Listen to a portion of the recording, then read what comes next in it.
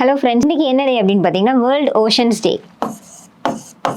World oceans day. Ocean is one of the most important natural resources தான் நமக்கு இருக்குது. So அதை வந்துட்டு எப்படி கன்சர்வ் பண்ணி ப்ரிசர்வ் பண்ணும், we have to sustainably use oceans அப்படின்ற சென்ஸில் தான் இன்றைக்கி வேர்ல்டு ஓஷன்ஸ் டே வந்து நம்ம அப்சர்வ் பண்ணுறோம். இன்றைக்கான தீம் என்ன வச்சுருக்காங்க அப்படின்னு பார்த்தீங்கன்னா awaken rice depths. Awaken rice depths அப்படின்ற மாதிரி இன்னைக்கு ஓஷன் டேவோட தீமாக வச்சுருக்காங்க. இன்னைக்கு என்னென்ன இம்பார்ட்டன்டான நியூஸ் இருக்குது அப்படின்னு நம்ம டிஸ்கஸ் பண்ண ஸ்டார்ட் பண்ணலாம். ஃபர்ஸ்ட் நியூஸ்ல எதை பற்றி பேசியிருக்காங்க அப்படின்னு பார்த்தீங்கன்னா ஆர்பிஐ வந்து ரெப்போ ரேட்டை வந்து அன்சேஞ்சாக வச்சிருக்காங்க அப்படின்ற மாதிரி சொல்லியிருக்காங்க. ரெப்போ ரேட் அப்படின்னா என்ன? ரீபர்ச்சேஸ் அக்ரிமெண்ட் அப்படின்ற மாதிரி நம்ம ஏற்கனவே பார்த்துருக்கோம்ல. Means the money which RBI lends to commercial banks தானே ரெப்போ ரேட். ஸோ அது வந்துட்டு for the 8th consecutive time அன்சேஞ்சாக வச்சு மெயின்டைன் பண்ணுறாங்க அப்படின்ற மாதிரி சொல்லியிருக்காங்க. அண்ட் தென் ஜிடிபி பார்த்தீங்கன்னா கிராஸ் டெவலப்மெண்ட் ப்ராடக்ட் வந்து இந்த வருஷம் ஒரு 7.2% இன்க்ரீஸ் ஆயிருக்கு அப்படின்ற மாதிரி நம்ம ஏற்கனவே பார்த்துருக்கோம். லாஸ்ட் இயர் ஒரு 7% இருந்திருக்கும், இந்த வருஷம் இந்த 7.2% இன்க்ரீஸ் ஆயிருக்கு அப்படின்ற மாதிரி சொல்லியிருக்காங்க. ஸோ இந்த மானிட்டரி பாலிசி கமிட்டி அப்படின்றது ஆர்பிஐயில் இருப்பாங்கல்ல, மானிட்டரி பாலிசி கமிட்டி, இவங்க எதுக்காக இருக்காங்க அப்படின்னா மீன்ஸ் ப்ரைஸ் ஸ்டெபிலிட்டியை மெயின்டைன் பண்ணுறதுக்காக, இன்ஃப்ளேஷன் எதுவும் நடந்துடாமல் இருக்கிறதுக்காகவோ, எக்கனாமிக் ஸ்டெபிலிட்டியை வந்து மெயின்டைன் பண்ணுற விதத்துலையும் இந்த monetary policy committee repo rate வந்து அன்சேஞ்சாக ஃபிக்ஸ் பண்ணியிருக்காங்க. எவ்வளோ இருக்குது அப்படின்னு பார்த்தீங்கன்னா 6.5% இருக்குது அப்படின்றது இந்த நியூஸில் சொல்லியிருக்காங்க. ஃபார் த 8th கான்சிக்யூட்டிவ் டைமாக மீன்ஸ் ஹை இன்ஃப்ளேஷனை வந்து மெயின்டைன் பண்ணிகிட்டே இருக்காங்க அப்படின்ற மாதிரி சொல்லியிருக்காங்க. ஸோ அதுதான் இந்த நியூஸில் சொல்லியிருக்காங்க. Repo rate is being unchanged and then ஜிடிபியோட ரேட் வந்து ஒரு 7.2% இன்க்ரீஸ் ஆயிருக்கு அப்படின்ற மாதிரி சொல்லியிருக்காங்க. இந்த நியூஸில் என்ன சொல்லியிருக்காங்க? ஆஃப்டர் அ லாங் வெயிட், ரொம்ப நாள் கழிச்சு சென்னையில் வந்துட்டு டிஜி யாத்ரா ஃபெசிலிட்டி வந்து இம்ப்ளிமெண்ட் பண்ணிட்டாங்க அப்படின்ற மாதிரி சொல்லியிருக்காங்க. டிஜி யாத்ரா அப்படின்னா என்ன அப்படின்னு பார்த்தீங்கன்னா அது ஒரு ஆப். மீன்ஸ் நம்மளோட ட்ராவலை வந்து ஹேசல் ஃப்ரீயாக சீம்லெஸ்ஸாக வந்துட்டு கொண்டு போகிறதுக்கான ஆப் தான் வந்து இந்த டிஜி யாத்ரா. ஹேசல் ஃப்ரீ இந்த சென்ஸ் என்ன சொல்லுவோம்? மீன்ஸ் எந்த ஒரு இன்கன்வீனியன்ஸும் இல்லாமல் மீன்ஸ் ட்ராவல் ஸ்மூத்தாக வந்துட்டு போயிட்டு வரதுக்காக இந்த ஹேசல் ஃப்ரீ ஆப் வந்து இம்ப்ளிமெண்ட் பண்ணியிருக்காங்க அப்படின்ற மாதிரி சொல்லியிருக்காங்க. ஸோ இந்த ஆப் வந்து ஃபஸ்ட்டு எங்கெங்கெல்லாம் இனிஷியேட்டிவாக பண்ணியிருப்பாங்க அப்படின்னு பார்த்தீங்கன்னா initiatively launched in New Delhi, Bangalore and Varanasi, இந்த 3 பிளேசஸ்லையுமே வந்துட்டு ஃபர்ஸ்ட் லான்ச் பண்ணியிருப்பாங்க. இப்போ சென்னை ஏர்போர்ட்டில் டிஜி யாத்ரா ஃபெசிலிட்டி வந்து கொண்டு வந்திருக்காங்க அப்படின்ற மாதிரி சொல்லியிருக்காங்க. ஸோ இது என்னென்ன ப்ளஸ்லாம் இதனால இருக்குது இந்த ஆப் மூலியமாக அப்படின்னு பார்த்தீங்கன்னா means Digi Yatra makes use of facial recognition வந்து பண்ணிடும். மீன்ஸ் செக்இன் பண்ணும்போது, போர்டிங் பண்ணும்போது எல்லா டைம்லையுமே வந்துட்டு ஃபேஷியல் ரெகக்னிஷன்ஸ் பண்ணுறதுக்கு இந்த டிஜி யாத்ரா ஆப் வந்து ரொம்பவே யூஸ்ஃபுல்லாக இருக்கும் அப்படின்ற மாதிரி சொல்லியிருக்காங்க. அண்ட் தென் பேசஞ்சர்ஸோட ஈஸை வந்து ரொம்பவே ஹெல்ப் பண்ணி கொடுக்கும். மீன்ஸ் பேசஞ்சர்ஸ் கன்வீனியண்ட்டாக போயிட்டு வரதுக்கு திஸ் ஆப் ரொம்பவே ஹெல்ப்ஃபுல்லாக இருக்கும் அப்படின்ற மாதிரி சொல்லியிருக்காங்க. ஸோ இதில் என்ன சொல்ல வராங்க அப்படின்னா இந்த அப்ளிகேஷனை வந்துட்டு நம்ம ப்ளே ஸ்டோரில் டவுன்லோட் பண்ணிவிட்டு நம்மளோட ஐடியா வந்து பிஃபோர் த ட்ரிப்புக்கு முன்னாடியே வந்துட்டு நம்மளால் ஆன்லைனில் எடுத்துட முடியும். ஸோ இப்போ இந்த டிஜி யாத்ரா ஃபெசிலிட்டி வந்து கம்பல்ஷன் கிடையாது, which is an initiative of ministry of civil aviation கொண்டு வந்த இனிஷியேட்டிவாக தான் இருக்குது இந்த டிஜி யாத்ரா.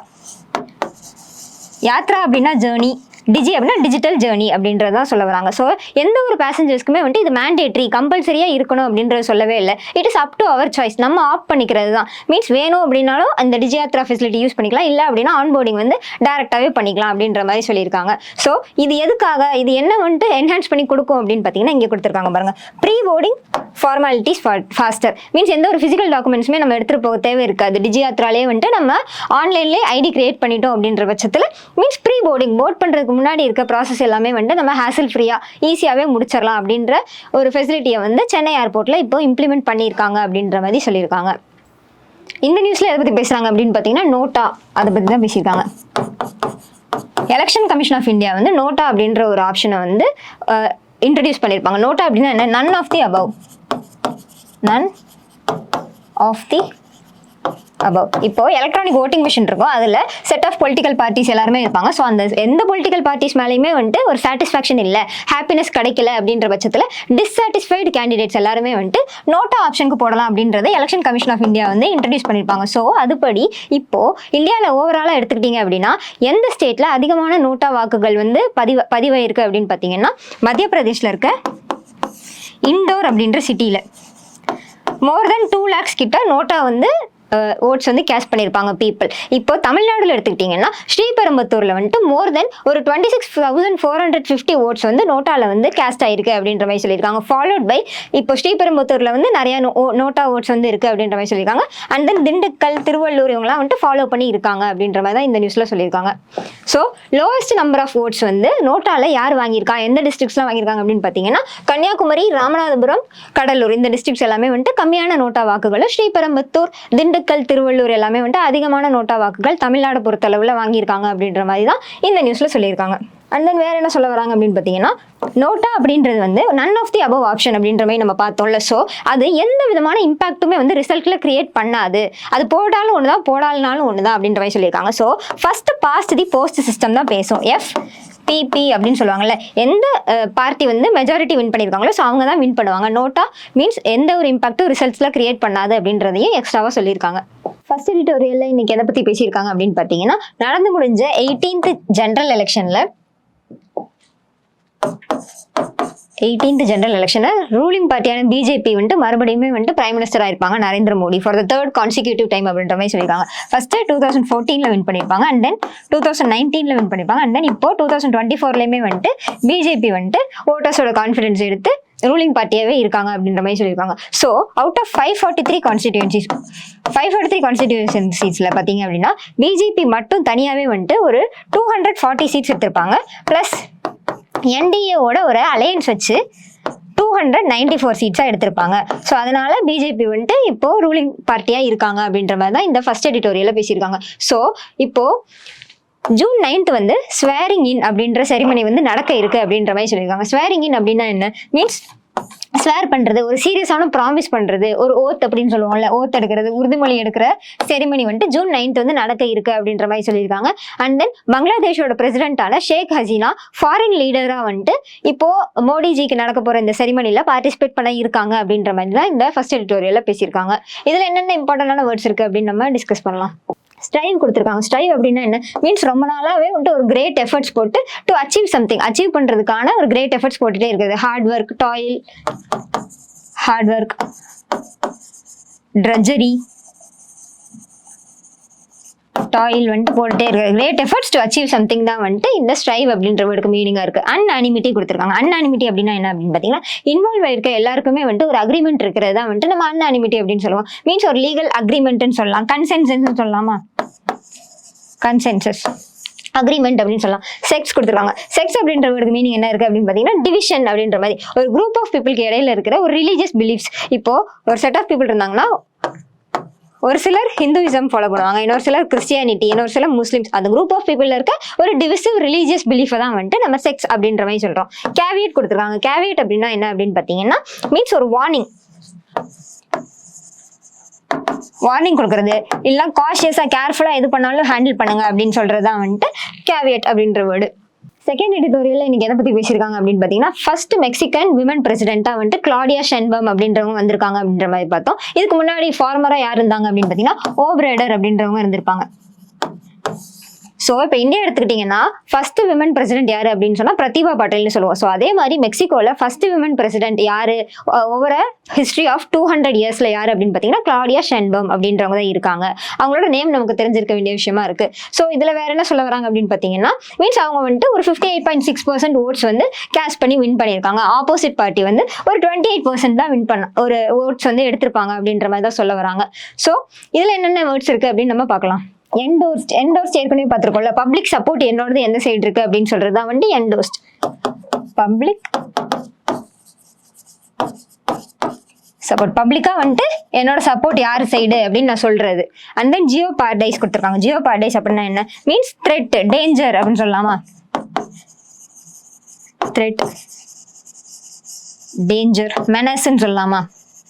ஸோ இந்த எல்லா வேர்ட்ஸ்க்குமே வந்துட்டு ஆல்டர்னேட்டா நம்ம ஜியோ பார்டி அப்படின்ற வேர்டு வந்து யூஸ் பண்ணலாம். வேற டிசென்ட் அப்படின்னு வேர்டு கொடுத்துருக்காங்க. டிசென்ட் அப்படின்னா என்ன அப்படின்னு பார்த்தீங்கன்னா, ஒரு டிஸ்அக்ரிமெண்ட் அப்படின்றதா வந்துட்டு டிசென்ட்னு சொல்லுவோம். அக்ரிமெண்ட். வேற பலூன்னு கொடுத்துருக்காங்க. பலூன் அப்படின்னா வந்துட்டு இன்க்ரீஸ்ட் ரேபிட்லி, ஒரு கிரேட் சர்ஜ் இருக்கிறது அப்படின்னு சொல்லுவோம்ல, அதுதான் இன்க்ரீஸ். வேற எம்பசிஸ் கொடுத்துருக்காங்க. ஒரு ஸ்பெஷல் இம்பார்ட்டன்ஸ், பிரைமரி இம்பார்ட்டன்ஸ் வந்து எதை சொல்லி பேசுறோம் அப்படின்றது தான் வந்துட்டு எம்பசிஸ் அப்படின்னு சொல்லுவோம். Primary importance. இப்போ வந்துட்டு ஒரு ஸ்டோரி ஃபுல்லா பார்த்துட்டு மாரல் ஆஃப் த ஸ்டோரிஸ் அப்படின்னு பேசுவோம்ல, ஸோ அதுதான் எம்பசிஸ். திஸ் ஸ்டோரி எம்பசைசஸ் அப்படின்னு சொல்லி ஒரு பாயிண்ட் பேசுறது தான் வந்துட்டு எம்பசிஸ் அப்படின்ற வேர்டுக்கு மீனிங்கா வருது. இந்த ஆர்டிக்கல்ல எதை பத்தி சொல்லியிருக்காங்க அப்படின்னு பாத்தீங்கன்னா, குளோபலா வந்துட்டு பிளாஸ்டிக் ப்ரொடக்ஷன் வந்து எந்த அளவு இருக்கு, அதை நம்ம எப்படி வந்து செக்ரிகேட் பண்ணி மெயின்டைன் பண்ணிட்டு இருக்கோம் அப்படின்றத பத்தி தான் பேசியிருக்காங்க. ஸோ ஓஇசிடில இருந்து ஒரு ரிப்போர்ட் வந்து ரிலீஸ் பண்ணியிருக்காங்க. இவங்க எதுக்காக இருக்காங்க அப்படின்னு பாத்தீங்கன்னா, towards sustainable growth and economic ஸ்டெபிலிட்டியை மெயின்டைன் பண்றதுக்காக தான் இவங்க இருக்காங்க.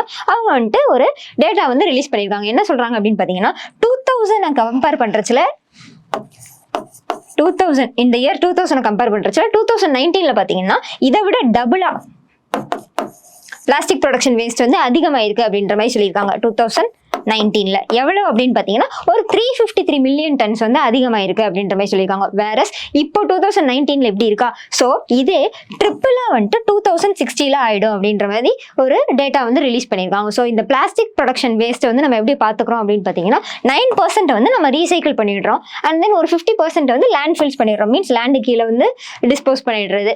அண்ட் தென் 19% ஆஃப் பிளாஸ்டிக்ஸ் வந்து இன்சினரேட் பண்ணுறோம். இன்சினரேஷன் அப்படின்னா என்ன, பர்னிங். இப்போ பர்னிங் ஆஃப் பிளாஸ்டிக்ஸ்னால குளோபல் வார்மிங் இன்க்ரீஸ் ஆகும். எர்த்தோட அட்மாஸ்பியர் வந்து ரொம்பவே அஃபெக்ட் ஆகிறதுக்கு சான்சஸ் நிறையவே இருக்கு. அண்ட் தென் 22% மீதி இருக்க 22% வந்து disposed in uncontrolled sites or dumps. Means கண்ட்ரோலே இல்லாத சைட்ஸ்லையும் டம்ஸ்லையும் வந்துட்டு போய் நம்ம தட்டிடுறோம் அப்படின்ற மாதிரி தான் சொல்ல வராங்க. ஸோ இப்போ இந்த பிளாஸ்டிக் வந்துட்டு மெயின்டெனன்ஸ் வந்து ரொம்பவே இம்பார்ட்டண்ட்டாக இருக்கு. ஸோ சாயிலுக்குள்ள வந்துட்டு அதை டிஸ்போஸ் பண்ணோம் அப்படின்னா வந்துட்டு சாயில் ஹெல்த்தை வந்து கெடுத்துரும். மீன்ஸ் பர்ன் பண்ணோம் அப்படின்னா வந்துட்டு என்விரான்மெண்டல் ஹெல்த்தையும் வந்து ஸ்பாயில் பண்ணும் அப்படின்ற மாதிரி தான் சொல்லியிருக்காங்க. ஸோ என்ன சொல்ல வராங்க அப்படின்னு பார்த்தீங்கன்னா, we have to promote waste management solutions. இந்த வேஸ்ட் வந்து எப்படி மேனேஜ் பண்ணணும் அப்படின்ற சொல்யூஷன்ஸ் வந்து நம்ம கிரியேட் பண்ணணும் அப்படின்ற மாதிரி சொல்லியிருக்காங்க. And then we have to help mitigate greenhouse gases emissions. greenhouse gases ஆன CO2, CH4 இதோட எமிஷன்ஸ் எல்லாமே வந்துட்டு கம்மி பண்ணணும். ஹெல்ப் மிட்டிகேட்னு கொடுத்துருக்காங்க. மிட்டிகேட் அப்படின்னா என்ன, டு மேக் சம்திங் லெஸ் சிவியரிட்டியை வந்து கம்மி பண்ணணும் அப்படின்ற மாதிரி கொடுத்துருக்காங்க. And valuably contributing towards sustainability means towards growth means சஸ்டைனபிளா வந்துட்டு யூஸ் பண்ற மாதிரி தான் இருக்கணும். we have to reuse plastics அப்படின்றத சொல்ல வராங்க. Plastic leaking into the environment வந்து அதிகமான இம்பாக்ட் வந்து என்விரான்மெண்ட்ல கிரியேட் பண்ணும் அப்படின்றது தான் ஓவராலா சொல்ல வராங்க. இதுல எதை பத்தி பேசுறாங்க அப்படின்னு பாத்தீங்கன்னா, பிஜேபி பார்ட்டி வந்து மத்திய பிரதேஷ்ல ஒரு கிளீன் ஸ்வீப் எடுத்திருப்பாங்க அப்படின்ற மாதிரி சொல்லியிருக்காங்க. மீன்ஸ் அதிகமான ஓட்ஸ் எடுத்திருக்காங்க அப்படின்றதா பேசியிருக்காங்க. ஸோ அன்பிரசிடென்டட் மறுபடியும் அந்த வேர்டு வந்து யூஸ் பண்ணியிருக்காங்க. அன்பேரலல்டுன்னு சொல்லுவோமா, அப்ப வேற என்ன சொல்லுவோம், மீன்ஸ் இது வரைக்கும் நடந்திராத அளவு, நெவர் எக்ஸிஸ்டட் பிஃபோர் அப்படின்னு சொல்லுவோம். ஸோ மத்திய பிரதேஷ்ல வந்து ஒரு கிளீன் ஸ்வீப் பிஜேபி எடுத்திருக்காங்க அப்படின்றத சொல்லியிருக்காங்க. 59% ஆஃப் ஓட்ஸ் வந்து எடுத்திருக்காங்க. வேற காங்கிரஸ் பார்ட்டி வந்து 32% தான் எடுத்திருக்காங்க அப்படின்ற மாதிரி சொல்லியிருக்காங்க. ஸோ இப்போ இந்த பிஜேபி பண்ண கேம்பெயின்ஸ், பிரச்சாரங்கள், அவங்க பண்ண பிளான்ஸ் அண்ட் ஆக்டிவிட்டிஸ், ஈவெண்ட்ஸ்னால வந்துட்டு இப்படி ஒரு சர்ச் மத்திய பிரதேஷ்ல கிடைச்சிருக்கு அப்படின்ற மாதிரி சொல்லியிருக்காங்க. அவங்க என்ன ஹைலைட் பண்ணி கேம்பெயின்ஸ்ல பேசியிருப்பாங்க அப்படின்னு பார்த்தீங்கன்னா, கான்சிக்ரேஷன் ஆஃப் ராம் மந்திர், அயோத்தியா உத்தரப்பிரதேஷ்ல கட்டப்பட்ட ராம் மந்திர் டெம்பிளை பத்தி தான் அவங்க கேம்பெயின்ஸ்ல சொல்லியிருப்பாங்க. And then abrogation of special status of Jammu and Kashmir under article 370 சொல்லியிருக்காங்க. ஆப்ரிகேஷன் அப்படின்னா என்ன, கேன்சல் பண்ணியிருப்பாங்கல்ல, கேன்சலேஷன், அதையும் வந்துட்டு ஸ்பெஷலாக வந்துட்டு ஹைலைட் பண்ணி சொன்னதுனால மத்திய பிரதேஷில் ஒரு டிராஸ்டிக் அமௌண்ட் ஆஃப் ஓட்ஸில் வந்து வின் பண்ணியிருக்காங்க அப்படின்ற மாதிரி தான் சொல்லியிருக்காங்க. ஸோ இப்போ நடந்து முடிஞ்ச எலெக்ஷனில் பிஜேபி வந்துட்டு ஹிந்துஸோட ஓட்ஸை அதிகமாகவே வாங்கியிருப்பாங்க அப்படின்ற மாதிரியும், வேற காங்கிரஸ் எடுத்துக்கிட்டிங்க அப்படின்னா முஸ்லீம்ஸோட ஓட்ஸை அதிகமாகவே வாங்கியிருக்காங்க அப்படின்ற மாதிரி சொல்ல வராங்க. இந்த நியூஸ்ல எதை சொல்றாங்க அப்படின்னு பாத்தீங்கன்னா, வெள்ளையன் சுப்பையா அப்படின்றவங்களுக்கு வந்துட்டு world entrepreneur of the year 2024 award வந்து கொடுத்துருப்பாங்க, EY அப்படின்ற இடத்துல இருந்து அப்படின்ற மாதிரி சொல்லியிருக்காங்க. ஸோ இவங்க வந்துட்டு எந்த கம்பெனியோட சேர்மன் அப்படின்னு பாத்தீங்கன்னா, டியூப் இன்வெஸ்ட்மெண்ட்ஸ் ஆஃப் இந்தியா கம்பெனியோட chairman. Means which is an engineering and manufacturing company. Bicycles மேனுஃபேக்சராக இருக்கட்டும், மீன்ஸ் ஆட்டோமொபைல்ஸ்ல இருக்க பார்ட்ஸ், மெட்டல் பார்ட்ஸ் அதெல்லாம் மேனுஃபேக்சர் பண்ற கம்பெனி தான் இந்த டியூப் இன்வெஸ்ட்மெண்ட்ஸ் ஆஃப் இந்தியா. அந்த கம்பெனியோட சேர்மனான வெள்ளையன் சுப்பையா அவங்களுக்கு வந்துட்டு world entrepreneur of the year 2024 கொடுத்துருக்காங்க. இவங்க தான் 4th Indian to receive this award அப்படின்ற மாதிரி சொல்லியிருக்காங்க. ஸோ அவங்களோட நேம் என்ன அப்படின்றது தெரிஞ்சிருக்க வேண்டிய விஷயமா இருக்கு. ஸ்போர்ட்ஸ் நியூஸ்ல இன்னைக்கு எதை பத்தி பேசியிருக்காங்க அப்படின்னு பாத்தீங்கன்னா, ஸ்விஃப்ட் கௌர் அப்படின்றவங்களை பத்தி பேசியிருக்காங்க. இவங்க வந்துட்டு ஒரு இந்தியன் ப்ரொஃபஷனல் ஷூட்டர். ஸோ இப்போ வந்துட்டு வேர்ல்டு கப் வந்து முனிச் ஜெர்மனி அப்படின்ற பிளேஸ்ல நடந்துட்டு இருக்கோம் அப்படின்ற மாதிரி நம்ம நேத்தே பார்த்துருந்தோம். ஸோ அதுல இவங்க ஏஷியன் கேம்ஸ் கோல்டு மெடலிஸ்டான ஸ்விஃப்ட் கௌர் சர்மா வந்துட்டு பிரான்ஸ் மெடல் வந்து வின் பண்ணியிருக்காங்க அப்படின்ற மாதிரி சொல்லியிருக்காங்க.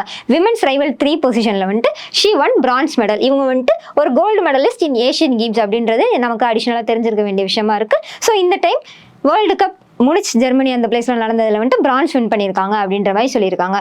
ஸோ அதுதான் இந்த நியூஸ்ல பேசியிருக்காங்க. இன்னைக்கான நியூஸ் அவ்வளோதான் ஃப்ரெண்ட்ஸ், நம்ம நாளைக்கு பார்க்கலாம். தேங்க்யூ.